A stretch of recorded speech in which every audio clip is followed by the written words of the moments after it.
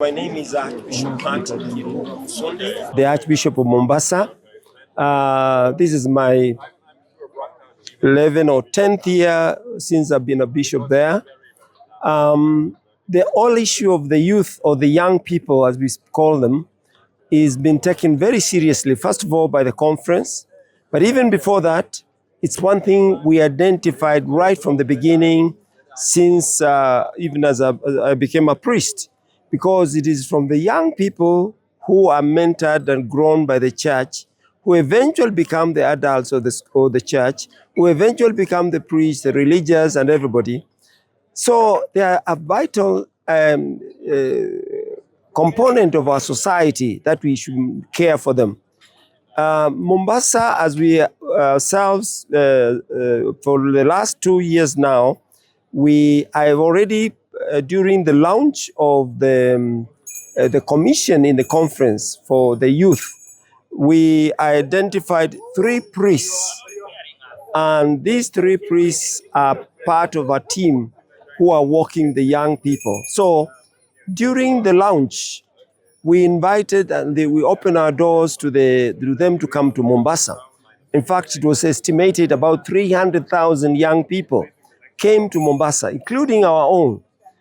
They stayed with us, some in the parishes, some in our pastoral centers, some among other young people, they stayed together. But we had a launch of this event for the Kenyan conference, where also the chairman of the youth and his assistant were present. What we are identifying is obviously we need them to learn to be young people who are close to Jesus. I can never overemphasize that, because the young people, as you know, there's so much distractions in our world today.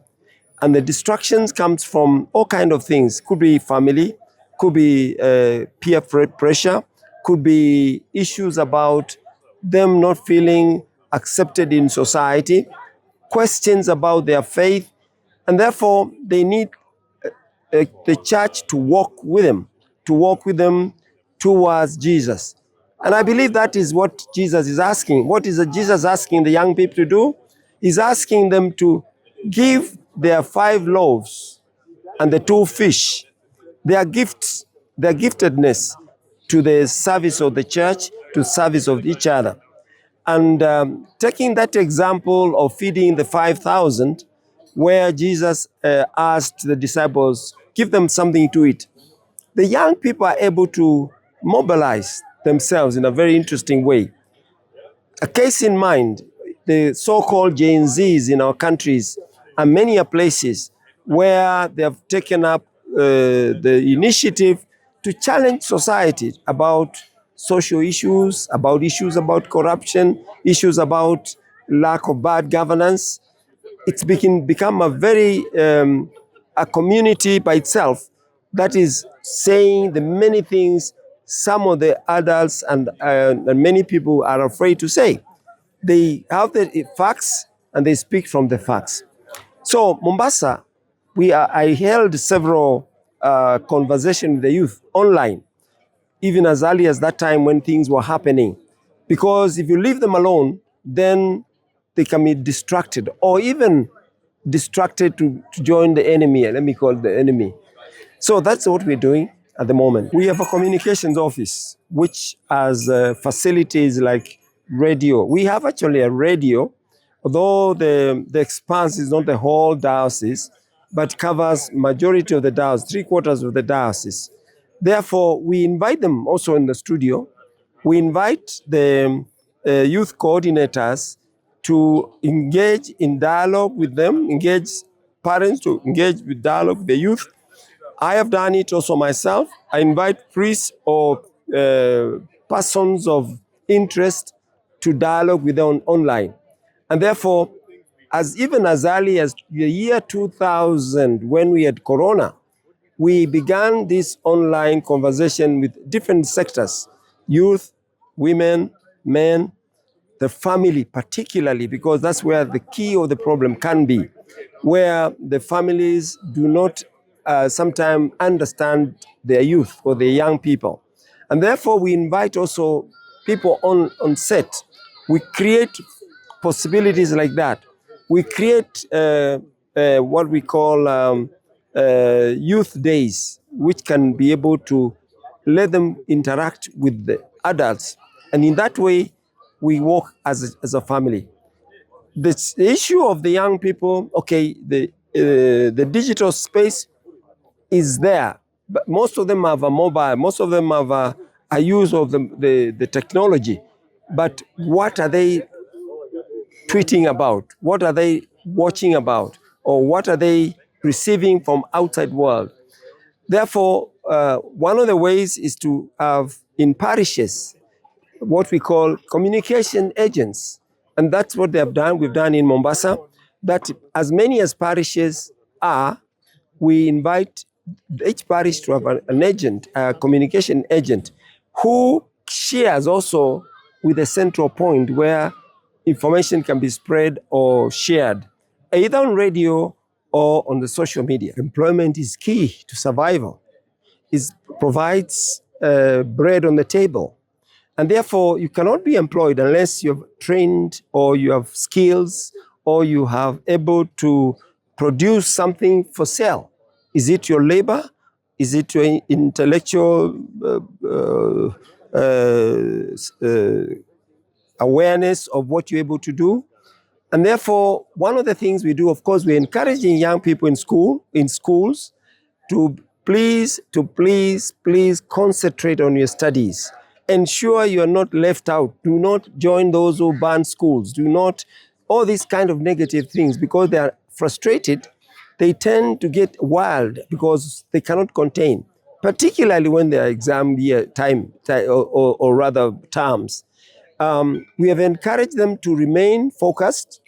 We tell them, look, let's remember PhD, prayer, hard work, and discipline pays. If they so do, they will not be discouraged. We have colleges. We have teacher training colleges. Just the other day, I was graduating a few of them.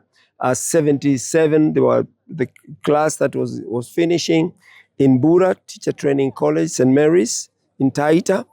And now I'm expanding that institution to Activate, where we not only do teaching, teacher education, we'll also do TVET, where these are technical education and vocational training, which is the skills like carpentry, electrical, all these skills that are very needed today.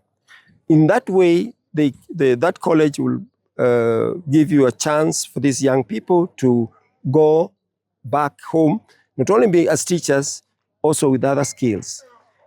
We encourage them, especially too, where we have also technical schools, others, Marianists. There are congregations that they focus on training of the young people. The Marianists, the Don Boscos, we send people to Don Bosco training centers away from Mombasa, and they come back. Some of them have been hooked, or rather accompany others to the training. A last one is farming. Farming is a good business, very, very, very good business. And remember, every parish has some land, and not all the land is used.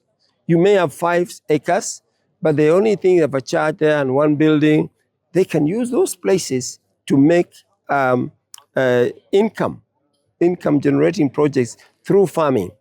We train them through my place. We have a demo farm where when school closed, the seminary, the people come, families come from all the diocese, those who wish to be trained as farmers, and they are equipped with skills that they can grow food in a very interesting way, first of all for themselves, and also for sharing with others. So it is skill training and mentorship so that they do not give up. And they don't need to have been in big schools or high schools. Anyone can learn some of these skills very easily, including even farmers who may be illiterate. Growing food is very easy and can provide a chance for people to have food on the table and more to sell as an income. I was a delegate. We were the two of us, myself and Archbishop Muheria, and in the dioceses, and especially in Kenya, and let me call it AMECEA country, the whole issue, first of all, the best practices is to have what the AMECEA country calls the church as a family of God, which has grown to become now in some places parishes. A case in mind, last Sunday, as you are opening the AMECEA Day here in Kuea, I remained in the diocese opening a new parish.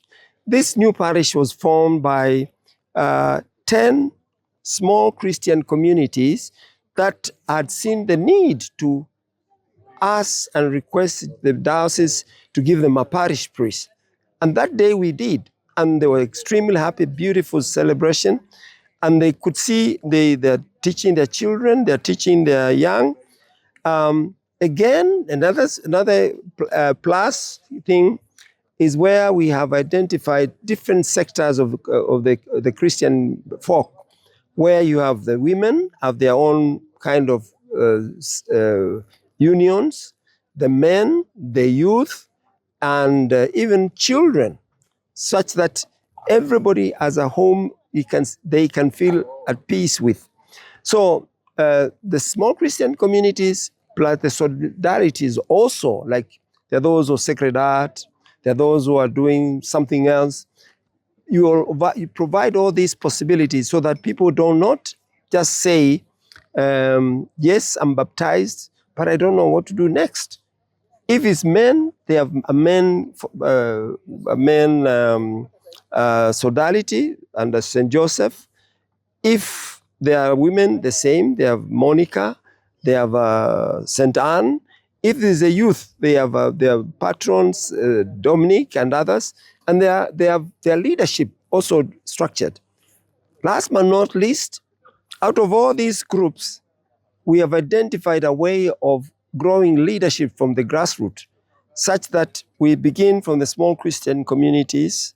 They come into a parish setup and they elect leaders for the whole diocese. And nationally, as a conference of bishops in Kenya, during my tenure as a chair of the conference also, we saw the possibilities to have leadership beginning from the grassroots, such that there are those who are doing, and it's only for 3 years, you can take 2 terms or 1 term. So every 3 years, there's elections of new leadership. Otherwise, they can get very stale if they stay too long. And some people are finding it, it's a good way of having to renew the leadership, or even to encourage younger groups to grow up the leadership. So the Christian communities, the formation of the different groups, and those leaderships are also sent to a place where we are calling leadership training. So that's how we train it in them. I would say to the you communicators, you and I, everyone who is the area of communication, different stages, different formats, that this is an area we so badly need. Because first of all, remember, Christ said, go to the whole world and bring the good news. So by these cameras, these recordings and others, through writing, through social media, this news or this good news spread throughout the world. A day like today here in the Kuea, we listened to the testimonies of young people telling their story of how they became who they are. Some of them were CEOs, others were still grappling with what they are doing. And they proved to us, if this kind of message is shared to other people about to give up, they will not give up. So the spread of the good news, this is good news. Also, the spread of what you call the threats of the young generation today, or the whole church today. There are many threats. The one threat is people have give up and they say there's none, don't disturb God. Let me stay alone, I don't care. But then what happens? They get discouraged, they get into trouble. So we need to be part of a community that is praying a community that is also receiving teaching and as role models. So role modeling is key to good society. They want to see good people who are faithful in their church and who are straight to their families, and they are able to bring their families well.